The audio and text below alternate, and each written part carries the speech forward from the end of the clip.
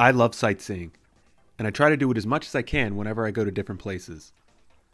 I also love Mario Kart.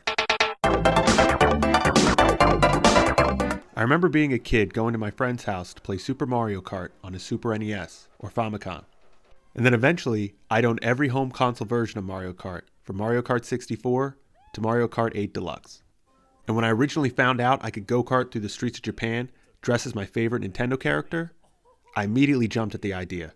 This was back in 2017, and unfortunately, I don't have a video of that experience, or of the second experience I did 3 months later. But I've decided to do it for a third time, and I was excited to dress up as my favorite Nintendo character and ride through the streets once again. But then I saw this. Nintendo sued the original go-karting company called Maricar due to the perceived close association with the Nintendo product. Maricar then decided to change their name and put "unrelated to Nintendo" signs on all their karts.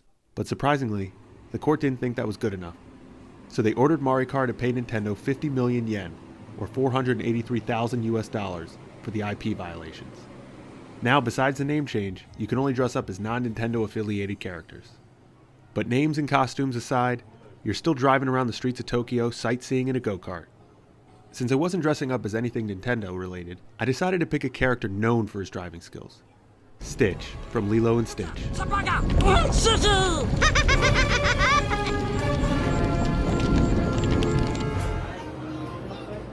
The home base garage for the go-kart outing was located in Shibuya, which was cool because I'd be able to drive through the famous Shibuya intersection.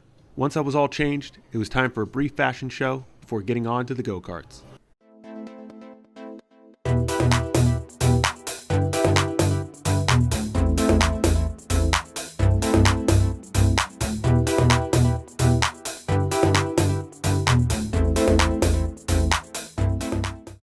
After learning how to operate the karts, we were off.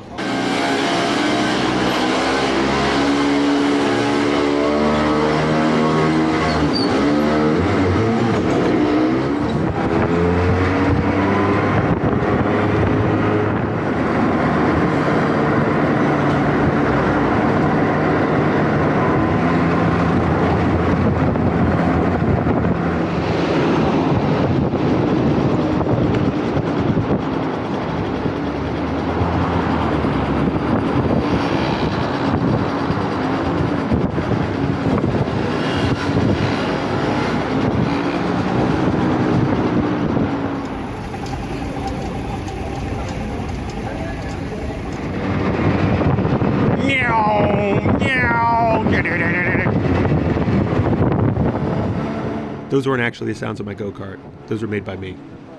Now, driving through the streets of Tokyo was a blast. Everyone's staring and taking pictures of you. I was enjoying every minute of my scenic drive. Hold on. I must have been enjoying the sights too much, because I ended up falling behind the rest of my go-karting group and missed the light. I just got separated from everybody.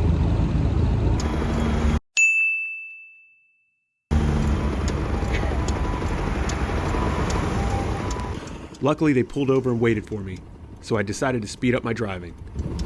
Back with the group. Let's do this.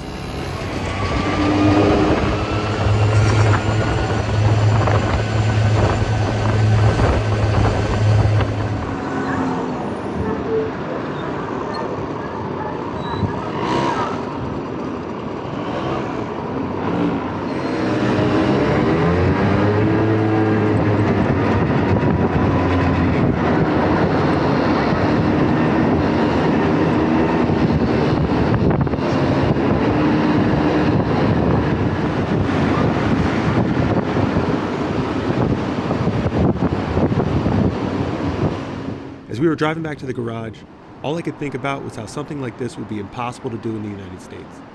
With all the road rage and aggressive drivers, I feel there'd be a ton of accidents. Overall, I'd highly recommend any type of go-karting through Tokyo or any other city you can do throughout Japan, because it's a fun, original way to do some sightseeing. Just look how happy I am.